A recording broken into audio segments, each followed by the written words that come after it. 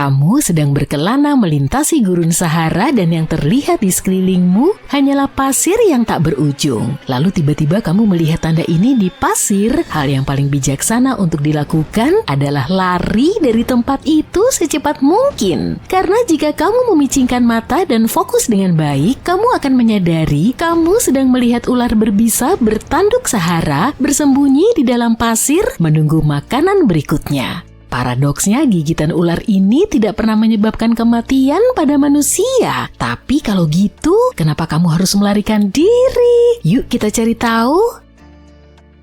Ular berbisa tanduk Sahara adalah salah satu ular gurun yang paling terkenal dan ahli dalam bersembunyi di depan mata. Cerastes cerastes merupakan nama ilmiah ular ini adalah salah satu makhluk yang paling pandai berkamuflase di seluruh kerajaan hewan. Ular ini dapat berukuran rata-rata antara 30 hingga 61 cm, tetapi spesimen terbesarnya dapat memanjang hingga 84 cm, hampir 1 meter. Meskipun itu mungkin tidak terlihat terlalu panjang, percayalah kamu tidak ingin salah satu dari mereka menyelinap ke arahmu. Menariknya, betina dari spesies ini lebih besar daripada jantan yang jarang terjadi pada ular dan membuat betina terlihat lebih mengintimidasi. Tetapi hal yang benar-benar unik dari ular berbisa ini tentu saja adalah tanduk yang menyeramkan satu di atas setiap mata. Tanduk ini membuat reptil ini terlihat seperti naga yang membedakannya dari kebanyakan ular berbisa gurun lainnya. Tidak semua ular berbisa Sahara memiliki tanduk ini, beberapa memiliki culak kecil atau tidak ada sama sekali. Bisa dibilang ini adalah sedikit undian genetik, tapi tanduk ini menambah kesan mengancam pada ular berbisa dan membuatnya terlihat lebih menakutkan. Namun bukan hanya cula atau ukurannya saja yang membuat mereka menarik, jantan dan betina terlihat berbeda bukan hanya dari ukurannya. Jantan memiliki kepala dan mata yang lebih besar daripada betina dibandingkan dengan kerabatnya. Ular berbisa tanduk Sahara memiliki kepala yang lebih besar dan lebih cenderung memiliki tanduk yang menyeramkan.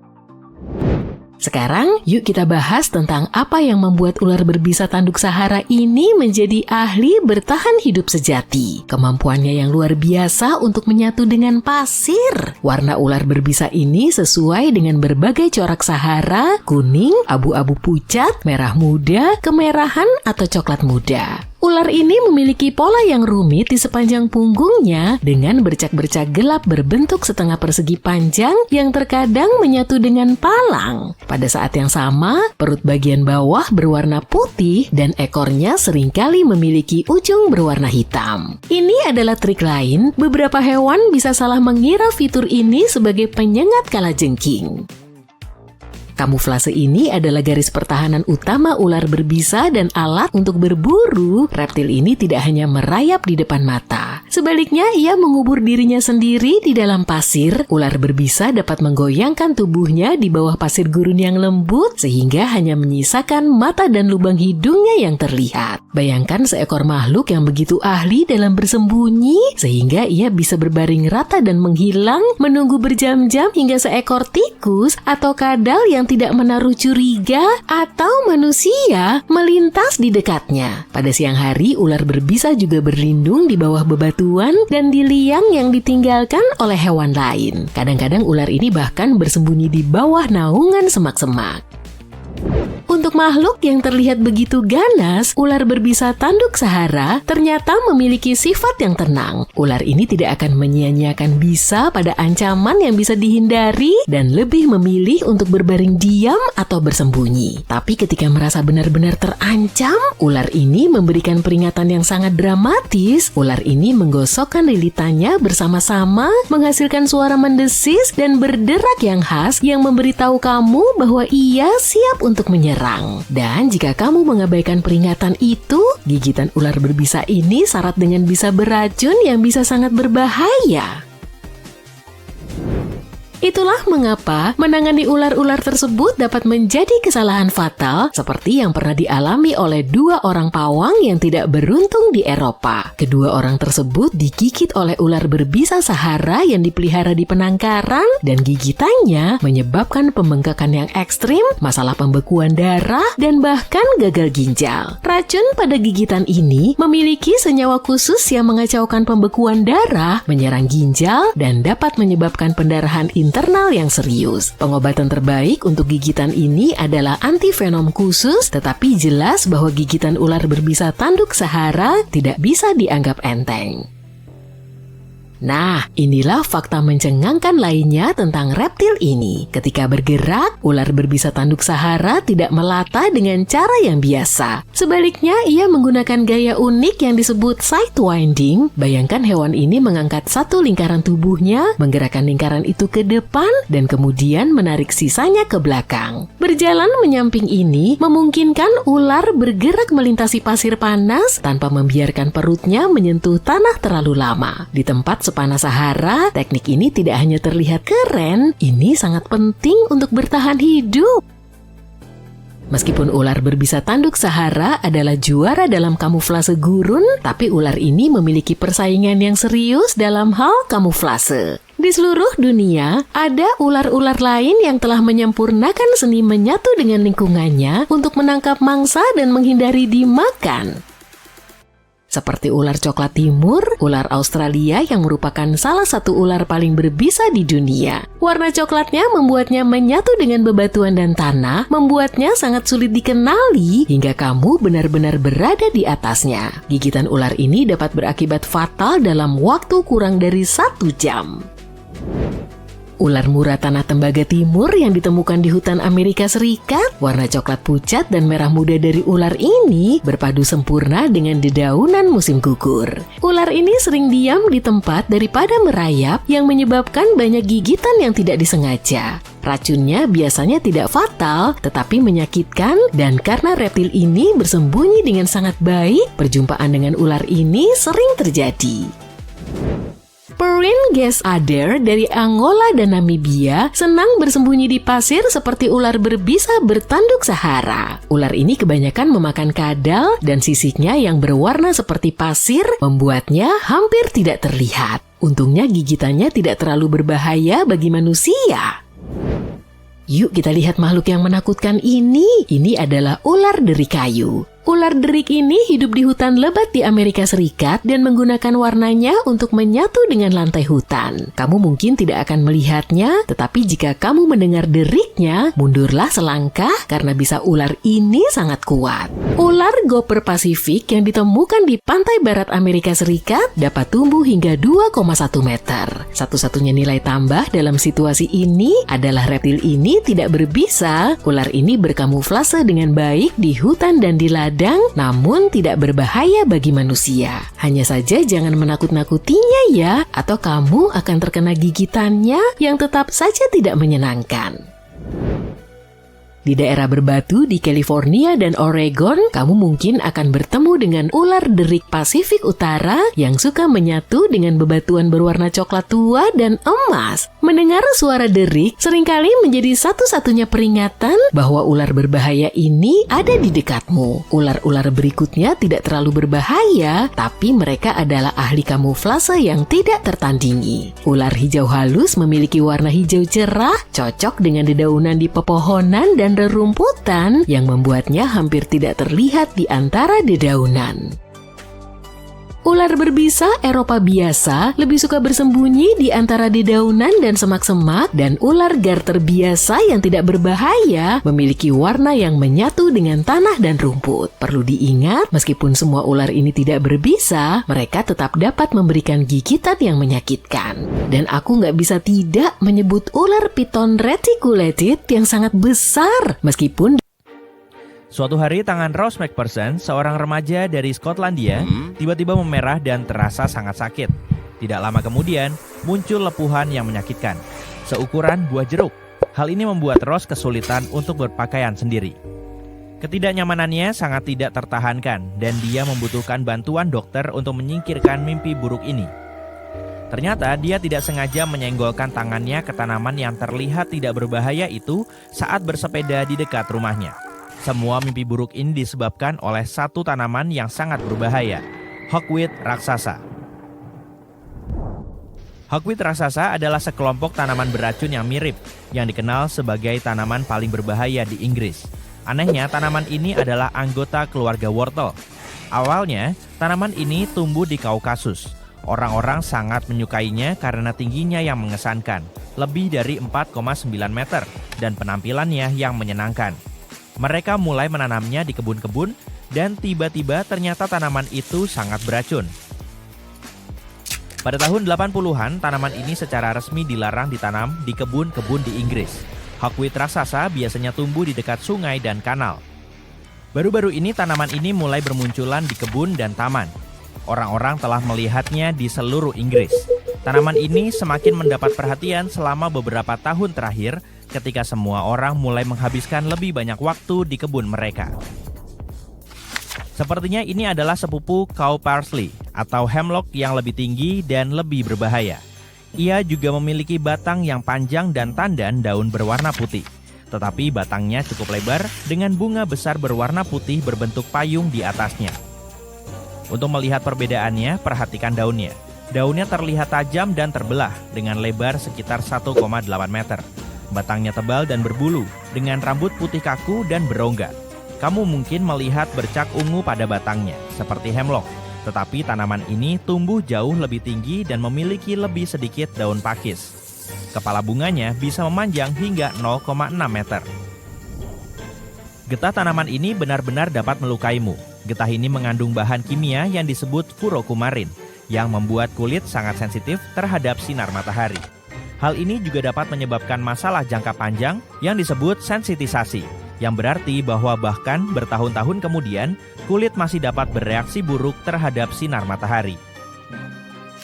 Jadi, jika kamu terkena dan keluar di bawah sinar matahari, kamu akan mengalami luka bakar parah yang melepuh dan butuh waktu lama untuk sembuh. Orang seringkali mendapat bekas luka yang melekat seumur hidup, dan bukan hanya luka bakar pada kulit yang harus kamu khawatirkan. Jika getahnya mengenai mata, kamu bahkan bisa buta. Kamu harus sangat berhati-hati di musim panas saat tanaman ini paling aktif. Ingatlah bahwa kamu dapat terkena dampaknya meskipun kamu mengenakan pakaian atau sepatu. Jadi, cobalah untuk menjauh dari apapun yang tampak mencurigakan. Gejalanya bisa berupa ruam, gatal, dan lepuhan yang menyakitkan. Jika kamu menyadari bahwa kamu secara tidak sengaja terluka oleh tanaman ini, segera pergi ke dokter, terutama jika kamu melihat lepuhan. Pertolongan pertama termasuk mencuci area tersebut dengan sabun dan air dan menutupinya. Ada tanaman lain yang sangat beracun yang mungkin bersembunyi di kebun atau area lokal, terlihat tidak berbahaya dan cantik. Jangan tertipu oleh keindahan foxglove. Tanaman ini mengandung digitoksin yang digunakan dalam pengobatan untuk menstimulasi jantung. Semua bagian tanaman foxglove beracun. Jika kamu memakan daunnya, kamu bisa mengalami sakit perut, mual, muntah, atau yang lebih buruk. Dalam kasus yang serius, hal ini bahkan dapat mengacaukan penglihatan dan menyebabkan masalah pada jantung dan ginjal. Nightshade adalah salah satu tanaman yang paling beracun. Jangan dimakan ya. Beberapa buahnya saja mengandung alkaloid tropane yang dapat berakibat fatal bagi seseorang. Tanaman ini adalah anggota keluarga tomat. Tanaman ini dapat ditemukan di hutan meskipun tidak sesering dulu. Keluarganya cukup luas, termasuk tomat, kentang, cabai, terong, paprika, dan henbane. Meskipun sifatnya menakutkan, kita bisa mengekstrak penangkal gas saraf dari tanaman ini. Jadi meskipun berbahaya, tanaman ini juga memiliki kualitas yang unik dengan potensi penggunaan sebagai obat. Dan terakhir, ada hemlock, water dropwort, yang juga dikenal sebagai ubi racun. Ini adalah tanaman yang sangat umum di sekitar sungai dan danau. Seperti yang bisa ditebak dari namanya, tanaman ini terkait dengan hemlock, tanaman beracun lainnya. Hemlock adalah tanaman yang sangat berbahaya, bisa berakibat fatal jika dimakan, dan mengandung 5 alkaloid berbeda yang dapat menyebabkan kelumpuhan parah pada sistem saraf. Yang lebih buruk lagi, tanaman ini sering ditemukan di alam liar di sekitar daerah yang cukup padat penduduknya. Namun, kedua tanaman ini hidup di tempat yang berbeda dan memiliki racun yang berbeda. Setiap bagian dari hemlock water dropwort, termasuk umbi, batang, dan daunnya, mengandung racun kuat yang disebut enantotoksin. Racun ini menargetkan sistem saraf pusat dan dapat menyebabkan kejang-kejang yang serius. Jadi, jangan main-main dengan kedua tanaman ini. Ini hanyalah tanaman yang relatif beracun, tetapi ada juga yang dianggap paling berbahaya di dunia. Aconite, juga dikenal sebagai monk shoot atau helm setan, adalah salah satu yang paling beracun di Eropa. Menyentuhnya saja sudah bisa berbahaya karena kandungan neurotoksinnya yang kuat. Pohon mancinau ditemukan di kedua Amerika. Getah pohon ini dapat membakar kulit, daun dan buahnya mematikan. Castor bean berasal dari Afrika. Biji semak ini mengandung risin, racun yang disebut-sebut 6.000 kali lebih beracun daripada sianida. Namun, ada sisi positifnya. Minyak jarak dapat diekstrak dari biji ini. Biji jequirity-bean digunakan dalam perhiasan, tetapi mengandung racun yang disebut abrin, yang sangat beracun. Jadi berhati-hatilah dengan aksesori ini. Oleander adalah tanaman hias yang umum, namun tanaman ini mengandung toksin yang membuatnya beracun. Meskipun keracunan sering terjadi, untungnya tanaman ini sangat pahit sehingga tidak ada yang mau memakannya dalam jumlah banyak. Jadi, kasus fatal jarang terjadi. Jimpi-jimpi adalah tanaman yang berasal dari Australasia, Indonesia, dan Malaysia. Tanaman ini memiliki nama yang lucu, tetapi bulu-bulunya yang menyengat menyebabkan ketidaknyamanan yang luar biasa yang berlangsung selama berbulan-bulan atau bahkan bertahun-tahun. Dan terakhir, tanaman kentang, meskipun tidak beracun seperti yang lain, bisa berbahaya jika dimakan.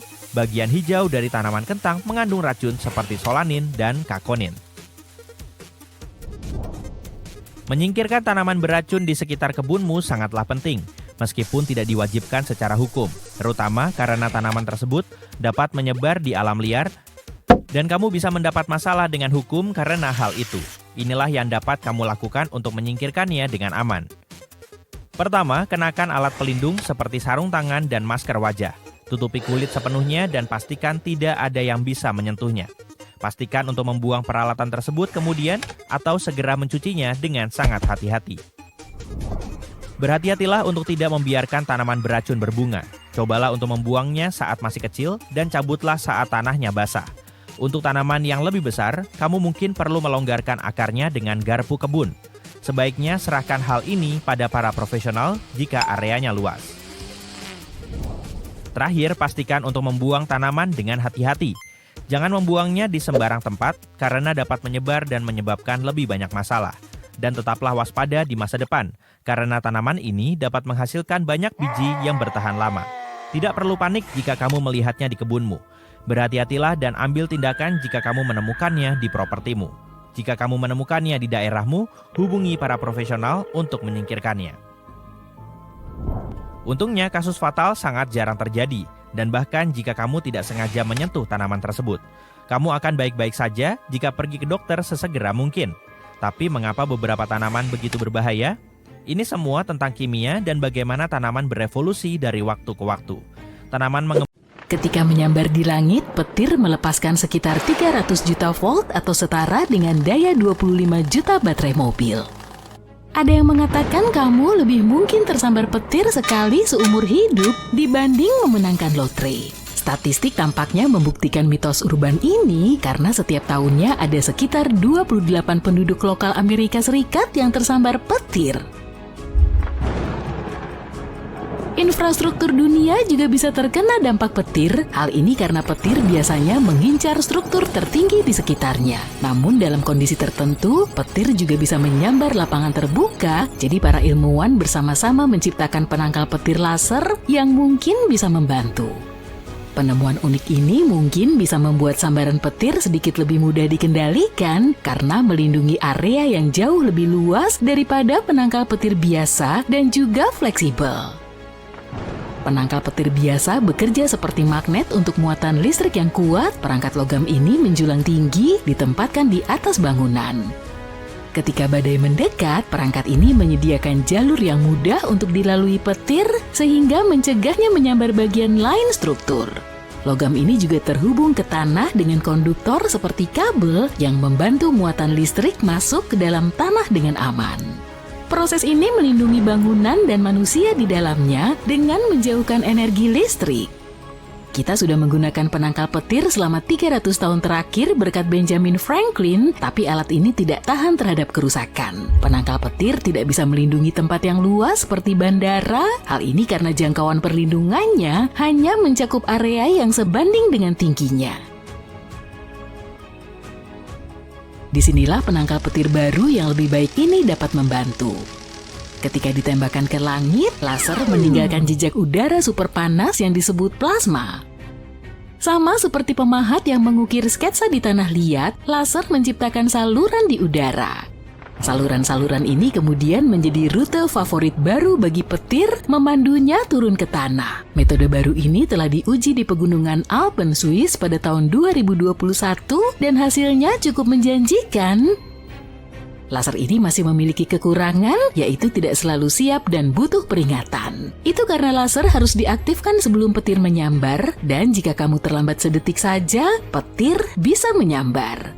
Selain itu, setelah laser berhenti, udara kehilangan konduktivitasnya dengan cepat. Ini berarti laser penangkal mungkin tidak punya cukup daya untuk memandu petir dengan aman. Solusi yang mungkin adalah memantau medan listrik di sekitar area tertentu dan memprediksi di mana petir akan menyambar. Meski begitu, penangkal petir baru ini masih butuh banyak pengujian dan banyak pendanaan.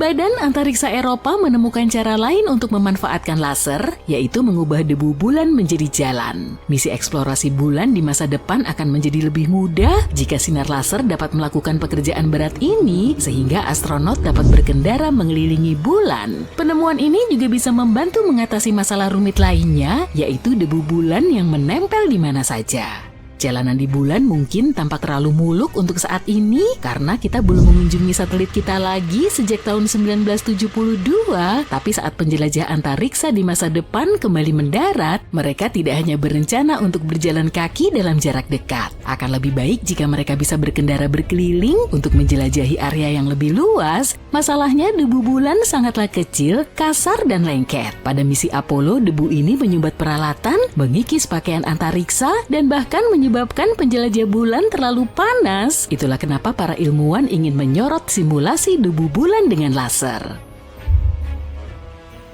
Proyek bertenaga laser ini menggunakan laser 12 kW untuk melelehkan simulasi debu bulan menjadi permukaan yang padat mengilap, cocok untuk jalan di bulan. Rencana ini bukan untuk mengirim laser besar ke bulan, perangkat yang sedang mereka uji di bumi ini seperti pengganti matahari meniru cahaya matahari di bulan. Idenya adalah memusatkan cahaya matahari dengan menggunakan lensa besar di permukaan bulan.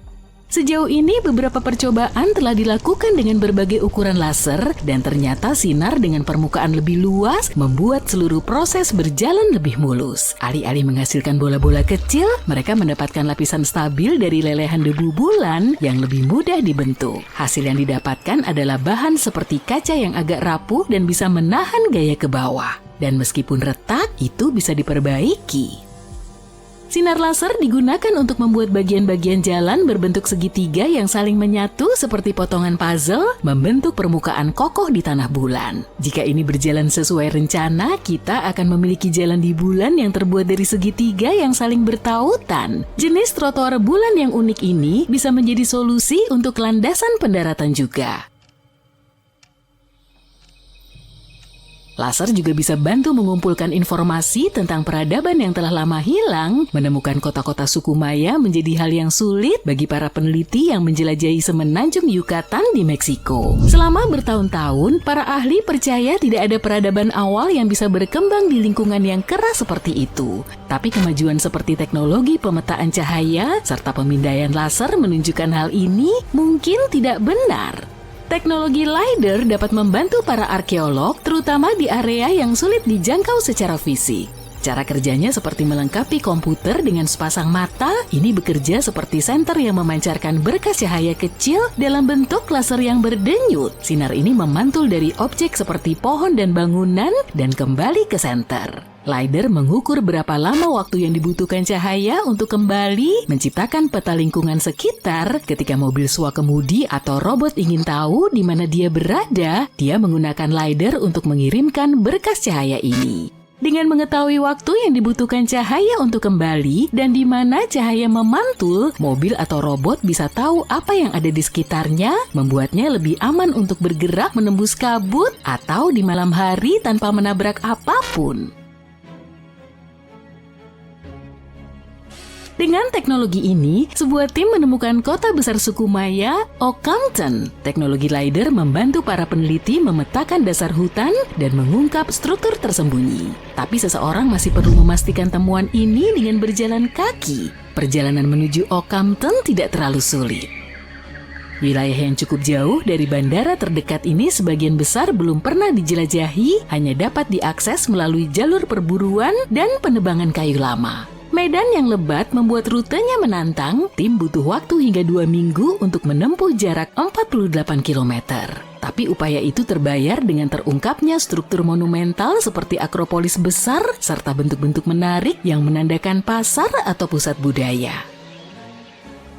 LiDAR juga digunakan pada robot yang kita perlukan untuk menjelajahi planet lain. Ini akan memungkinkan robot yang kita kirim bisa melalui medan di sana tanpa petunjuk langsung dari manusia. LiDAR juga membantu kita lebih memahami lokasi terbaik untuk menempatkan panel surya sehingga lebih murah dan lebih cepat untuk memenuhi kebutuhan energi kita.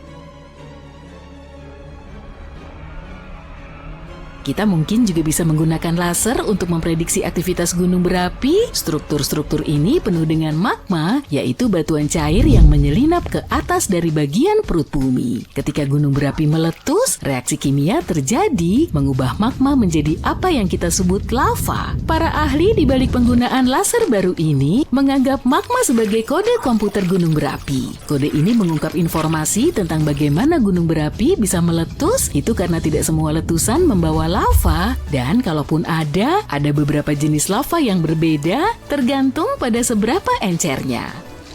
Magma seperti campuran cairan, gas, dan kristal yang dikocok di dalam gunung berapi. Ada banyak elemen yang berperan sebelum gunung berapi meletus, sehingga sulit untuk mempelajari dan memahami reaksi kimia yang rumit itu. Untuk sedikit memahaminya, para ilmuwan menembak magma yang telah dingin, matriks batuan dengan laser. Sama seperti yang mungkin pernah kamu jumpai jika menjalani operasi mata. Ini membuat komponen kimia lebih mudah dipelajari. Metode mata laser terbaru ini digunakan pada sampel dari letusan gunung berapi tahun 2021 yang berlangsung selama 85 hari. Letusan ini pada bulan Desember tahun 2014, seluruh distrik di Budapest diselimuti oleh kristal es. Pohon-pohon di daerah tersebut tidak dapat menahan tekanan dari es dan mulai tumbang. Itu adalah kejadian menyeramkan yang disebut kabut es.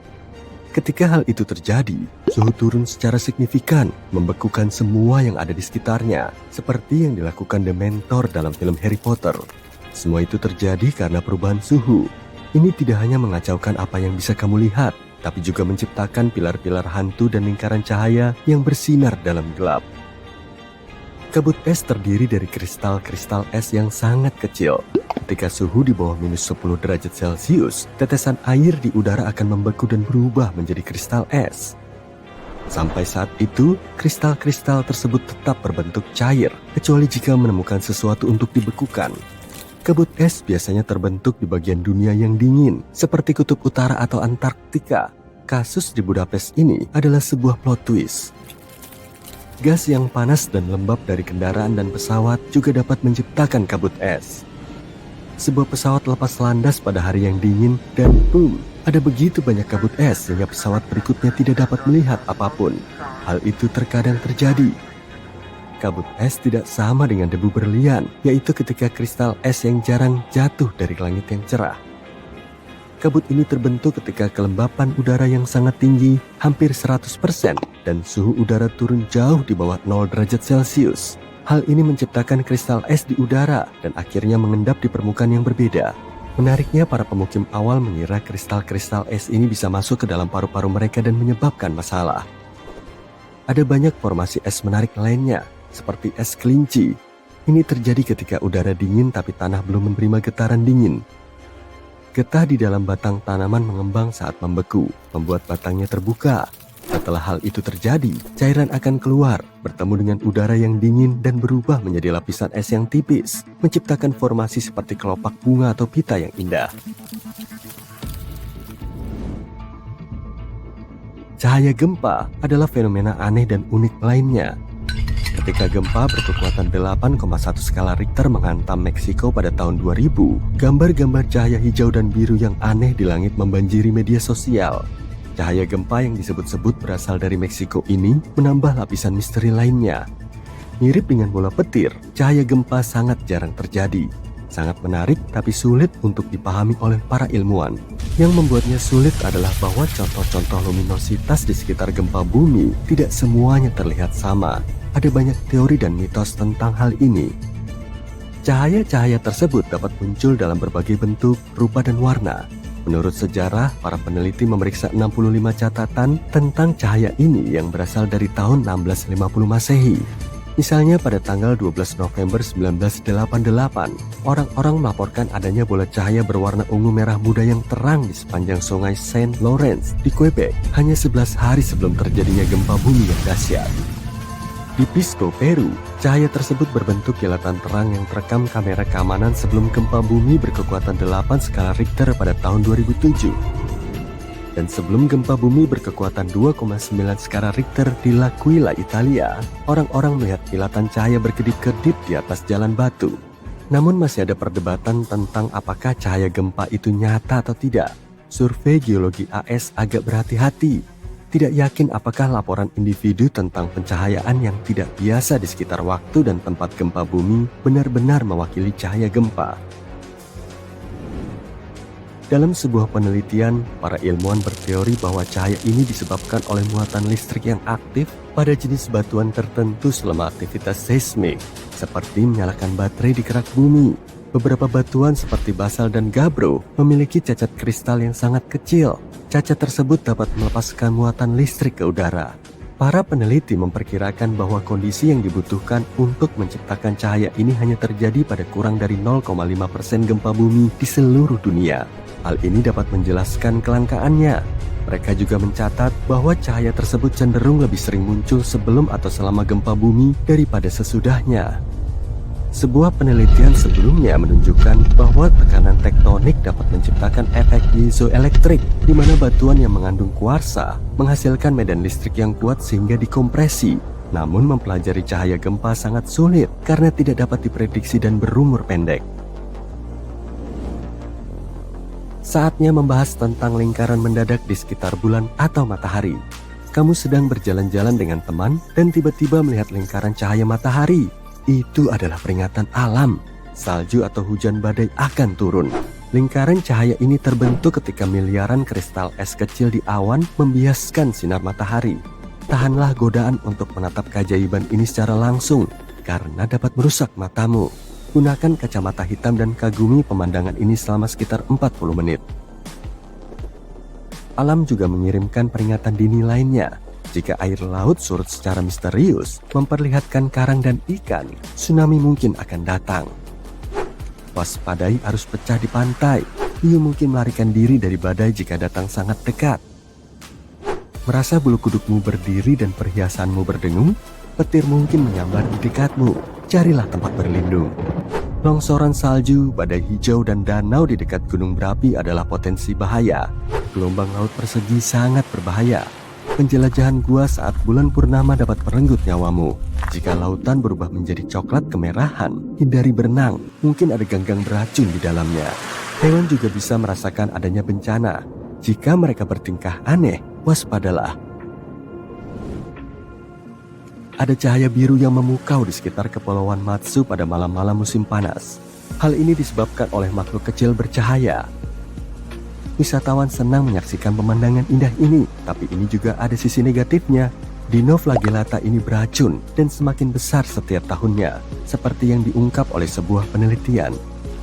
Meskipun terlihat romantis, fenomena ini berbahaya. Sebuah tim ahli kelautan menggunakan data satelit untuk melacak pertumbuhannya selama 19 tahun. Setelah menganalisis hampir 1.000 gambar satelit, mereka menyimpulkan bahwa makhluk ini meluas ke perairan yang lebih dalam. Sayangnya, perluasan ini menimbulkan ancaman bagi kehidupan laut. Perkembangan air mata biru dapat meracuni ikan dan penyu dan bahkan mempengaruhi kesehatan manusia. Meskipun Dinoflagellata itu sendiri tidak beracun, makanannya, ganggang beracun, melepaskan bahan kimia berbahaya ke dalam air. Proses ini juga menguras oksigen sehingga membahayakan hewan-hewan laut. Penyebab utamanya masih belum jelas, tapi polusi dari pertanian di Sungai Yangtze tampaknya memainkan peran penting. Limpasan pertanian membawa nutrisi yang memicu berkembangnya fenomena ini. Selama pembangunan proyek bendungan Tiga Ngarai, ukurannya berkurang ketika aliran sungai menurun. Setelah bendungan selesai dibangun dan sungai mulai mengalir deras lagi, fenomena ini kembali tumbuh. Tim memperkirakan bahwa air mata biru akan terus berkembang, menimbulkan ancaman berkelanjutan bagi kehidupan laut dan menciptakan perairan yang lebih bercahaya. Angin katabatik atau angin drainase terjadi ketika udara dingin yang pekat turun dari tempat yang lebih tinggi ke lereng karena gravitasi. Angin ini bisa sangat kuat, terkadang mencapai kecepatan angin topan, tapi jarang terjadi. Tidak seperti semua angin lereng, angin katabatik seperti Bora di Laut Adriatik atau Santa Ana di California berasal dari udara yang mendingin di permukaan yang lebih tinggi, seperti dataran tinggi atau pegunungan. Saat turun, udara menjadi hangat. Suhunya tergantung pada daerah sumbernya. Di Antartika, angin katabatik sangat penting dalam membentuk medan angin. Di wilayah seperti Greenland dan Antartika, angin ini dapat menjadi sangat kuat, mencapai kekuatan badai.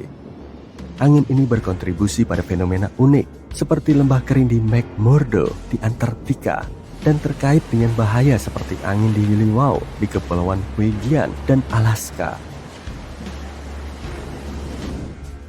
St. Elmo's Fire adalah fenomena alam yang patut disebutkan. Fenomena ini terjadi saat badai petir atau letusan gunung berapi ketika ada medan listrik yang kuat di sekitar area tersebut.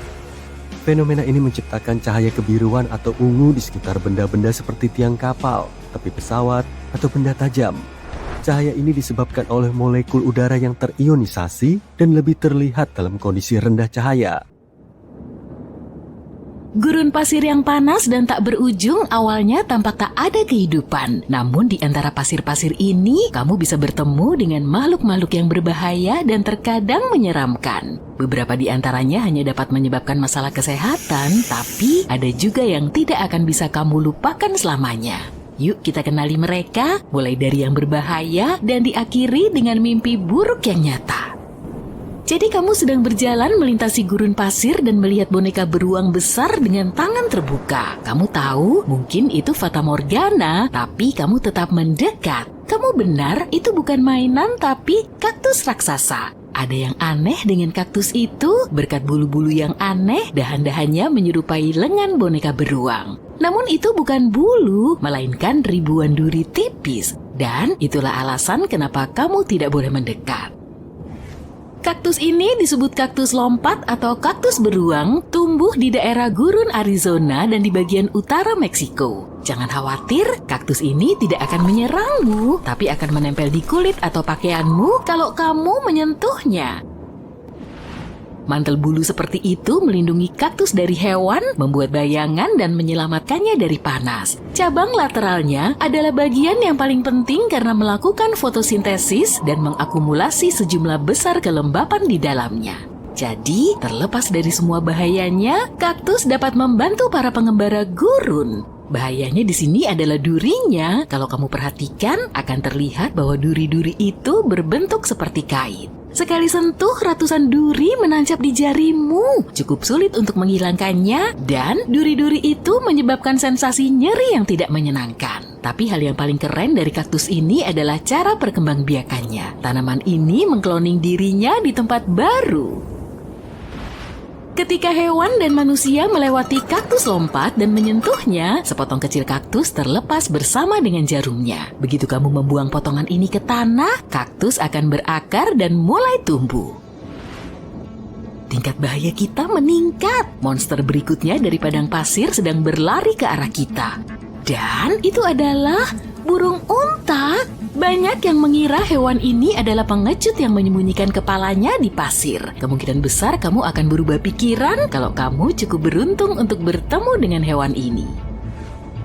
Biasanya burung unta tidak agresif, tapi kamu harus lari jika mendekati sarangnya. Di sisi lain, kamu tidak akan bisa melakukannya karena burung unta bergerak dengan kecepatan 70 km per jam. Kamu butuh mobil untuk menjauh dari mereka. Burung ini berlari dan menabrak musuhnya dengan dadanya. Ada beberapa kasus ketika burung unta menyerang mobil van dan menyebabkan kerusakan yang signifikan.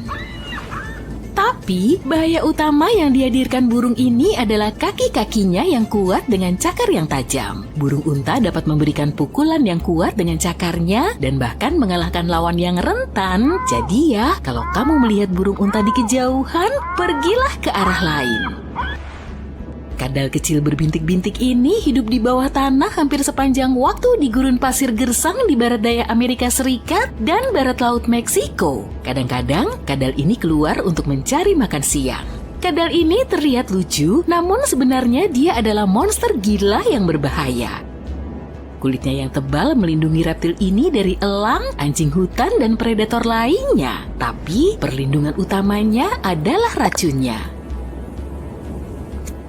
Ular dan laba-laba menyuntikkan bisa menggunakan taring panjang seperti jarum. Monster gila menjepit dan mengunyah mangsanya untuk menyebarkan racunnya. Dan ketika menggigit manusia, ia dapat menutup rahangnya untuk waktu yang lama. Sulit untuk menyingkirkan hewan ini, orang-orang yang pernah mengalami efek dari racunnya mengatakan bahwa rasanya seperti magma panas yang mengalir melalui pembuluh darah. Meski demikian, kadal ini ternyata berguna bagi ilmu pengetahuan. Para dokter menggunakan racunnya untuk membuat obat diabetes dan obesitas.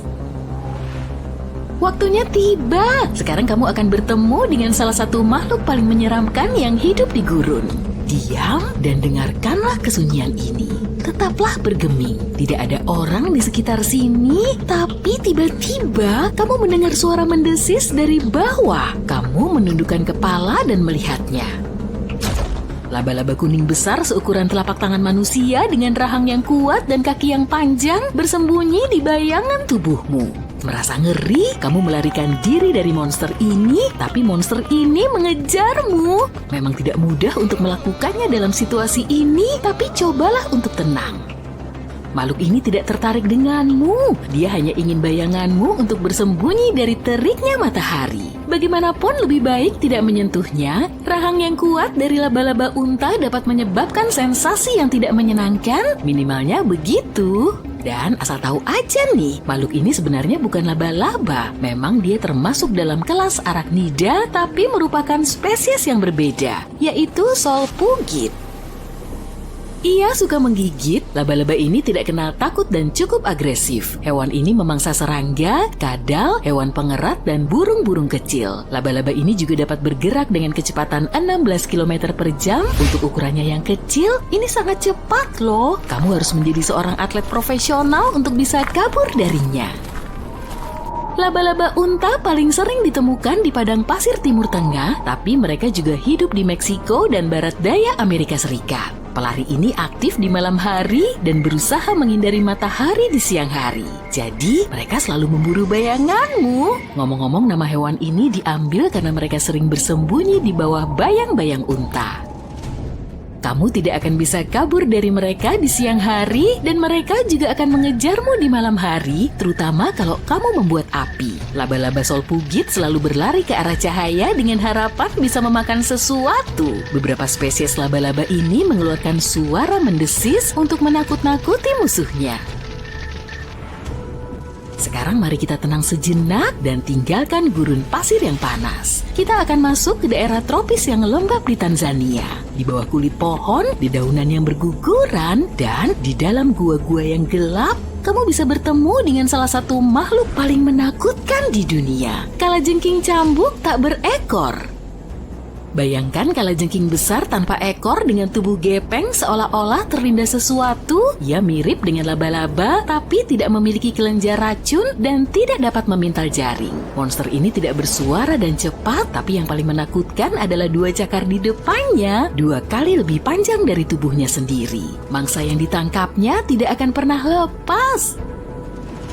Kehidupan di dalam gua yang gelap telah merusak penglihatannya sehingga kalajengking cambuk berusaha menghindari sinar matahari. Selama ganti kulit, dia memanjat ke langit-langit dan perlahan-lahan keluar dari kulit lamanya. Bayangkan kamu mengarahkan senter ke sana dan kamu melihat kepompong kecil tempat laba-laba pucat dengan kaki yang sangat panjang merayap. Kalau kamu benar-benar bertemu dengannya, tetaplah tenang dan perlahan-lahan pergi sejauh mungkin. Berhati-hatilah, kalajengking pipih dapat merangkak di bawah pakaianmu dalam sekejap dan menggigit perutmu. Dan masih ada yang lebih buruk lagi nih. Enggak deh, aku cuma ngejok. Si cantik ini adalah salah satu makhluk yang paling menakutkan dan paling tidak berbahaya di antara laba-laba dan kalajengking.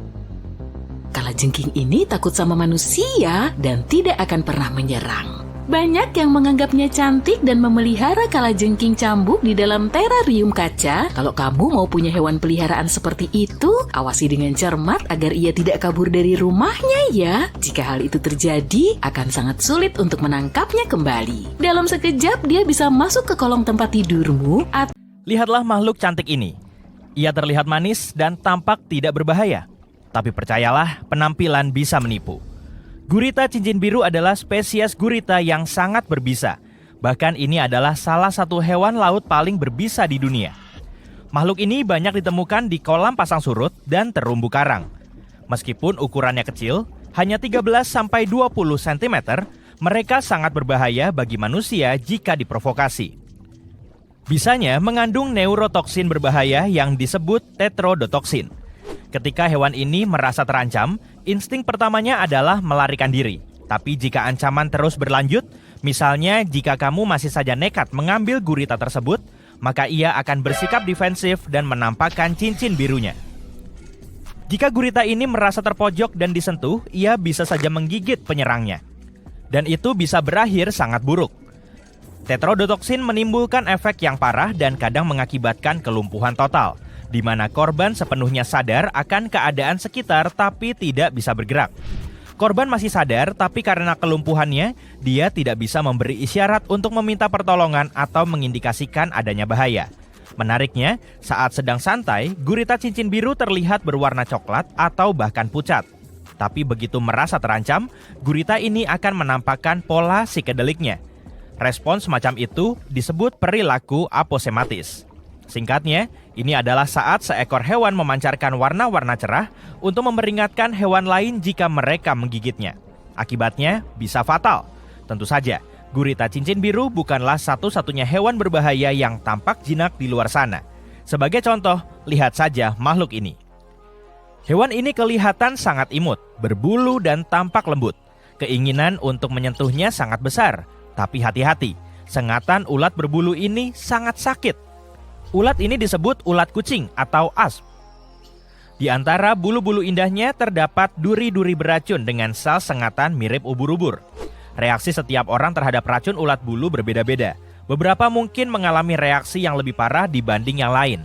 Ditambah lagi, tingkat keseriusan efeknya juga tergantung pada ketebalan kulit di area yang tersengat. Biasanya, sensasi tidak nyaman dan ruam akan hilang dalam beberapa jam atau kadang beberapa hari. Hewan berikutnya dalam daftar ini adalah katak panah beracun. Ada lebih dari 170 spesies katak ini dan uniknya tidak semuanya beracun. Katak-katak beracun mengeluarkan racun yang sangat berbahaya melalui kulit mereka. Untungnya, katak ini tidak pernah menggunakan racun untuk berburu atau menyerang. Mereka hanya menggunakannya untuk membela diri. Para ahli masih belum yakin, tapi mereka menduga kemampuan katak ini untuk memproduksi racun kemungkinan berasal dari kebiasaan memakan hewan beracun, seperti kelabang atau semut. Penduduk pribumi di Amerika Tengah dan Selatan mengusapkan panah mereka pada katak ini untuk membubuhi ujungnya dengan racun. Catatan penting untukmu nih. Kalau kamu menyentuh katak panah beracun, segera cari bantuan. terutama jika itu katak panah beracun warna emas, karena katak ini yang paling beracun. Sotong flamboyan adalah satu-satunya spesies sotong yang diketahui berbisa.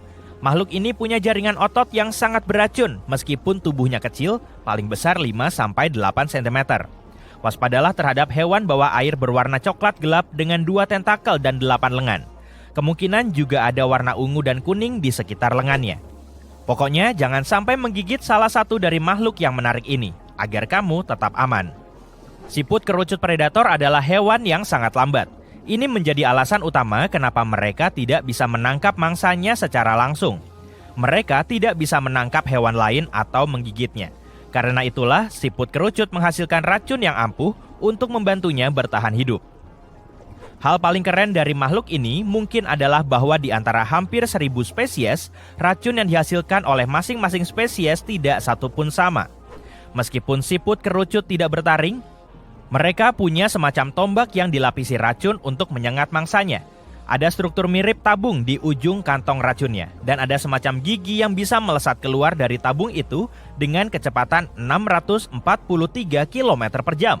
Jadi, gerakannya yang lambat bukan masalah bagi siput kerucut. Dan, karena setiap spesies punya racun yang unik, beberapa di antaranya bisa menyebabkan sengatan ringan, sementara yang lain bisa berakibat sangat serius bagi kesehatan. Sebagai contoh, makhluk kecil penghuni terumbu karang ini mengeluarkan gigi seperti tombak untuk menyengat mangsanya, dan belum ada obat yang bisa menangkal racunnya. Ketika bicara soal ikan buntal, kamu mungkin membayangkan makhluk yang tampak kembung dengan duri 360 derajat yang mengesankan. Tapi di balik duri-duri lucu itu, ada makhluk yang sangat ganas. Dan bagian paling berbahaya dari makhluk ini adalah racunnya, yang dianggap sebagai salah satu atau bahkan yang paling berbahaya dan ampuh di dunia.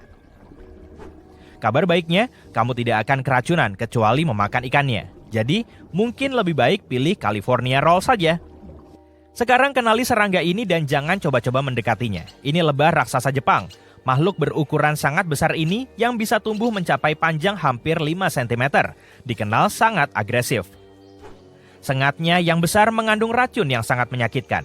Beberapa orang tidak selamat dari sengatannya. Meskipun racunnya bukanlah yang paling mematikan, ukurannya yang besar membuat dosisnya terlalu banyak. Dan kalau yang menyerangmu bukan hanya satu tapi beberapa lebah, akibatnya bisa sangat dramatis. Lebah raksasa bukannya tidak bersahabat dengan manusia atau hewan lain, tapi ia pasti menyengat jika diganggu. Makhluk biru terang yang sangat indah ini bernama naga laut biru. Meskipun namanya sangat mengesankan, makhluk ini sebenarnya sangat kecil. Biasanya tidak lebih besar dari buah anggur. Kamu bisa menemukannya di pantai atau mengambang di sampingmu di dalam air. Tapi kamu harus ingat satu hal. Betapapun cantiknya siput kecil ini, jangan pernah menyentuhnya. Meski ukurannya kecil, sengatannya bisa sangat menyakitkan. Itu semua karena makanan mereka. Makanan favorit mereka adalah ubur-ubur Portugis, yaitu ubur-ubur yang racunnya cukup kuat untuk melumpuhkan ikan-ikan kecil dan krustasea. Naga biru menggunakan lendir untuk menetralisir sel penyengat ubur-ubur itu. Kemudian mereka mencuri sel-sel ini dari tentakel ubur-ubur Portugis dan menyimpan serta memusatkannya di dalam jaringan mereka sendiri. Kemudian, mereka melepaskan sel-sel penyengat ini saat disentuh, yang membuat sengatannya lebih kuat, bahkan lebih kuat daripada sengatan ubur-ubur itu sendiri. Makhluk menakjubkan ini juga sangat cerdik. Meskipun penampilannya sangat cerah, mereka ahli dalam menyamar. Lihatlah, warna biru cerah itu sebenarnya adalah perut mereka. Dan saat berenang telentang, mereka akan menyatu dengan air. Sedangkan punggungnya berwarna abu-abu untuk menyamarkan diri di dasar laut. Ubur-ubur Irukandji yang ditemukan di Australia terlihat kecil dan jinak.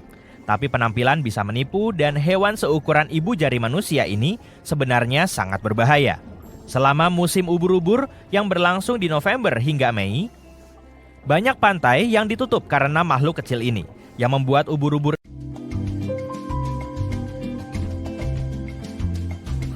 Hai para pemilik mobil, aku punya pesan penting untuk kalian. Mobil sudah seperti sahabat karib yang selalu menemani kita, bahkan di tempat paling umum sekalipun. Tapi terkadang kita menemukan kejutan tak terduga menunggu di mobil. Bayangkan kamu berjalan menghampiri kendaraanmu dan melihat ada selebaran yang menempel di kaca mobilmu, meledekmu dari bawah wiper. Atau amit-amit surat tilang parkir yang menunggu perhatianmu di kaca depan. Kita semua pernah mengalaminya, bukan? Nah, tetaplah di sini karena pihak berwenang punya tips baru untukmu dan ini sangat penting. Kalau melihat sesuatu yang tidak seharusnya ada di mobilmu, jangan mengambilnya dengan tangan kosong. Penasaran? Begini, polisi selalu mengawasi semua hal yang berhubungan dengan mobil dan mereka tidak hanya menangkap pengendara ngebut dan menegakkan peraturan lalu lintas. Mereka juga membantu dalam mengungkap trik-trik terbaru. Contohnya di Arlington, Virginia. Pihak berwenang di sana baru-baru ini menyadari adanya lonjakan pencurian kantong udara di sisi pengemudi. Untuk memerangi kegilaan ini, polisi menyarankan agar masyarakat memarkir kendaraan di tempat yang cukup terang, mengunci kendaraan, menyimpan barang berharga, dan jika perlu memasang alat pengunci setir sebagai langkah antisipasi. Beberapa pencuri mobil juga telah menemukan kekuatan super baru, yaitu menggunakan kamera ponsel untuk mengintip ke dalam mobil. Ini seolah mereka memiliki penglihatan X-ray. Para pencuri ini bisa melihat menembus kaca film gelap di jendela mobil dan mengintip barang-barang berhargamu dengan jelas, bahkan tanpa perlu memotretnya. Ponsel pintar zaman sekarang memang canggih ya. Sebagai respons, pihak berwenang meluncurkan kampanye "Simpan, Jangan Perlihatkan" yang mengingatkan semua orang untuk menyingkirkan barang berharga dari pandangan atau setidaknya menyembunyikannya. Tapi tunggu, masih ada lagi. Para polisi ingin kita lebih berhati-hati terhadap ancaman baru yang mengintai di sekitar kendaraan kita. Sebagai contoh, daun-daun, sampah, dan selebaran seringkali masuk ke mobil kesayangan kita. Biasanya kita tidak terlalu memikirkannya dan langsung membersihkan kendaraan sebelum pergi. Namun sebaiknya pikirkan 2 kali sebelum menyentuhnya dengan tanganmu, meskipun hanya untuk mengambil sampah yang tampak tidak berbahaya. Kamu mungkin penasaran, kenapa harus repot-repot? Nah, mari kita bahas sebuah insiden yang terjadi di Houston, Texas. Bayangkan ini, seorang wanita yang baru saja merayakan ulang tahunnya di restoran setempat, kembali ke mobilnya dan menemukan sehelai tisu mencuat dari gagang pintu mobilnya.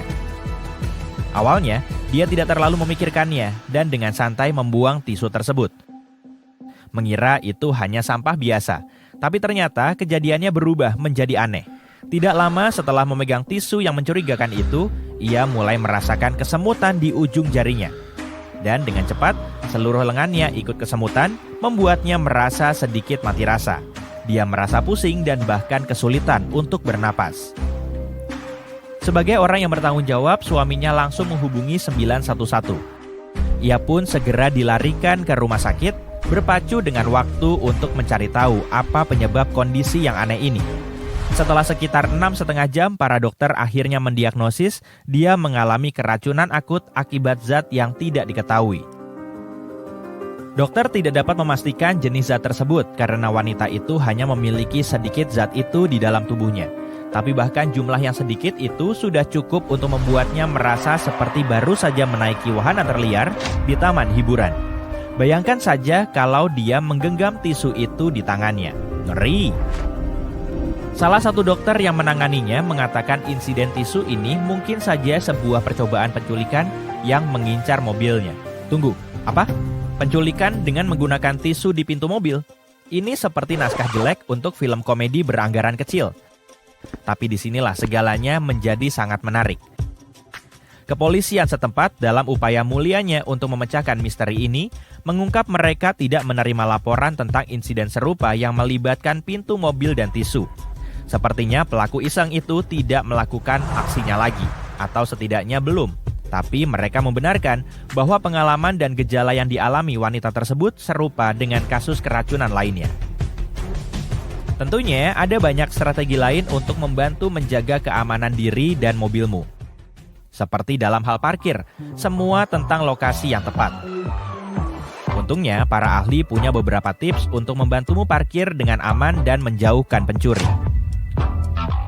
Pertama, kalau kamu punya garasi, selalu parkir kendaraanmu di sana. Tapi jika sedang bepergian, carilah tempat yang cukup terang dan terbuka untuk parkir. Sebaiknya parkir kendaraanmu di tempat yang mudah terlihat, bukan di tempat tersembunyi yang bisa saja diintai oleh maling. Nah, berikut ini nasihat yang sangat bagus, langsung dari mulut seorang mantan pencuri. Pria ini tahu benar triknya. Saat parkir, belokkan roda-roda mobil ke arah trotoar.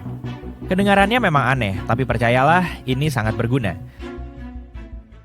Dengan melakukan ini, kamu akan menyulitkan para pencuri. Mereka harus melakukan beberapa manuver rumit hanya untuk bisa kabur, dan itu membuang banyak waktu. Dan hey, ada satu tips tambahan untukmu nih. Cobalah mencari tempat parkir yang sudah memenuhi standar Parkmark. Lokasi parkir ini sudah lulus penilaian risiko dari polisi, jadi bisa dipastikan aman. Dengan tips sederhana ini, kamu akan bisa memarkir mobil dengan andal dalam waktu singkat. Sekarang ini masih ada cara cerdik bagi pencuri untuk mendapatkan kendaraanmu, dan itu melibatkan kunci mobilmu. Jadi, sebaiknya kita bermain aman saja, ya. Pertama, simpanlah kunci itu di tempat tersembunyi. Saat di rumah, pastikan kunci mobil tidak terlihat dan jauh dari jangkauan mata. Jangan sampai ada pencuri yang coba mengincar kunci dengan tongkat dan kail dari kotak suratmu, lalu mengambilnya. Sekarang kita bahas akses tanpa kunci atau keyless. Kamu tahu mobil-mobil mewah yang otomatis terbuka dengan lambaian kunci di dekatnya? Nah, kalau kamu harus menekan tombol pada kunci untuk membuka mobil, itu bukan akses keyless. Tapi tidak apa-apa, kita akan membahasnya juga. Bayangkan ini, kamu sedang menjalani hari, sibuk dengan urusanmu sendiri, lalu tiba-tiba ada pencuri yang datang dengan sebuah alat kecil. Gadget kecil ini mengelabui mobilmu agar mengira kuncinya ada di dekatnya dan membukanya lebih cepat dari yang kamu bayangkan. Alat ini bahkan bisa menyalakan mesin dan membawa kabur kendaraan kesayanganmu.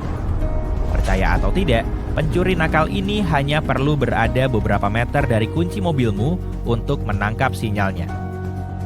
Itu berarti mereka bisa melakukan aksinya meskipun kunci mobil berada di dalam rumah dengan aman dan terlindungi.